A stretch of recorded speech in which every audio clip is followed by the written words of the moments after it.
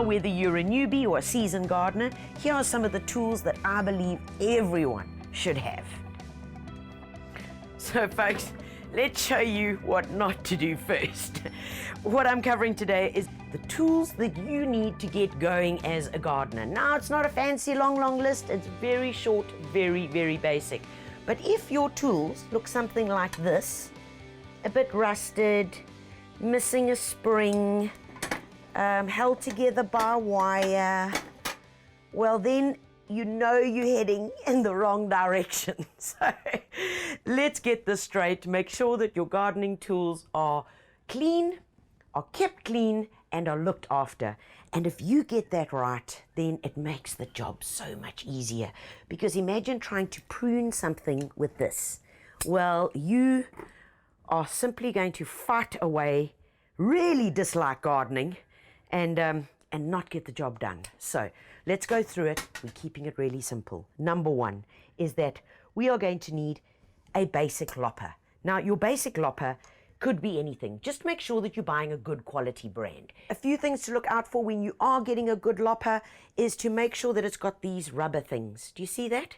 Because what that does is when you are doing the cut and you push it in, it gives you, do you see that? It gives you a bit of movement.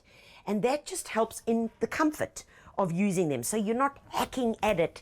And remember, when you're cutting with a lopper, it's a squeeze. It's not a hack.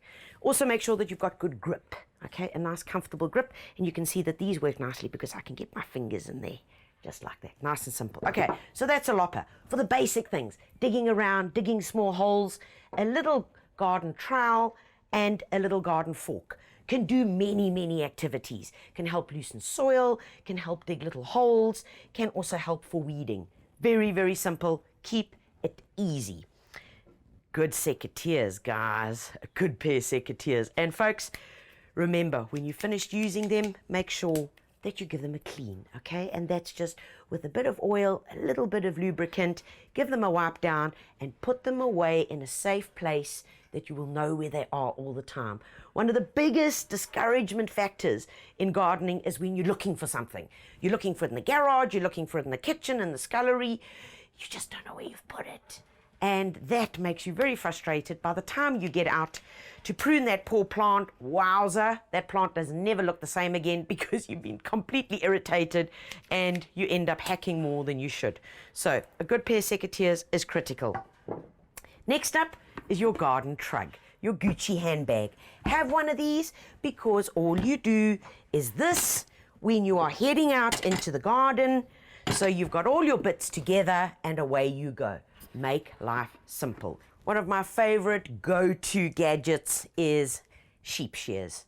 So simple, very few moving parts that can break as you're using them, so they're sharpening each other, sharpening the blades. It can be used for various things. Most importantly, for cutting the edges of your lawn. It can also be used to prune a bit of topiary, small little hedges. Really a good, easy entry product that everyone should have. And no, this is not a weeding tool. This is for cutting the edges. Finally, what are the big guys? What do you need? Well, you always need a watering can. Get something that's practical, simple, easy to use, and make sure that you've always got a good rose. This is critical, guys. This part here, where the water's going to come out, make sure that you've got a really good rose, a nice fine spray, and also one that you can remove. If you can remove this, then it helps for multiple functions. So you can use it for good drenching, and then you can attach the rose just for a very fine spray. The next up are our rakes, spade, and fork. So folks, when it comes to the other gardening tools, we need the big guns. This is a garden fork. What is it used for? Well, when you've got to turn beds, all right? So that would be the first time that you're doing any planting. We no longer turn the soil around plants. Really important. It's called the no-dig method. So once you've planted your garden, they're in their spot. You don't go around with this garden fork and start turning the beds, because then you're basically killing all the good bacteria and all the good fungi that's in there. Soon as you've planted the plants, you then want to start applying your mulch. Your mulch then ensures that everything is going to be happy and you're going to be adding more good nutrition to the soil. So clearing edges, digging holes, that's what you use this guy for. Other than that, it sits quietly on the side, waiting to get used. Next up is a beautiful garden spade. Now, folks, this used to be my mom's spade, my late mom's spade. And it is my favorite spade. So find the one that works for you. It's all about weight, it's all about your comfort and your grip, and make sure that nobody touches it. What is it used for? Digging your holes, preparing when you're planting to get in there and get that soil out. And the lovely thing about this spade is that when I'm interplanting, so going in between a bed, it's not going to cause that much damage to any other plants around. So you can really get into nice little tight areas, which is why I love it.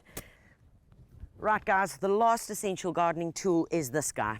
This is a garden rake. It's a steel rake, and it's got beautiful long teeth, which is important for when you need to use it. But safety first, you'll notice that this rake is always facing down.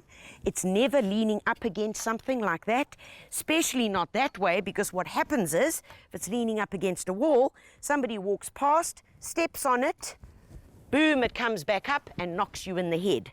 Even worse, if it lays just like that, someone walks past and stands on it. Many a garden drama have been created out of using a simple garden rake in the wrong position. So always make sure that that baby lives like that, very importantly. What do we use it for? We're using it for general garden prep. So this is once we've dug the beds over, all right, with our fork, we've dug them over. We've then worked out exactly where we want to put our plants, if we're sowing seeds, and then we want to get rid of some of the uneven bits, and we want to rake this bed beautifully and even. Right? And not only are the tines used, these teeth over here, they're called the tines, but also if you've got large lumps like that, you turn it over and you then just glide it. And that gives you one of the nicest level surfaces that you could work with. So there you have it, guys. Those are the basics. Of course, the list can get this long, but if you're starting out, get to grips with these, work with them, start enjoying them, and then you'll find out that I might just need that little gadget or that little attachment. Of course, if you're a gardening gadget person like me, the list just goes on and on and on. And I guess that's part of this amazing addiction called gardening.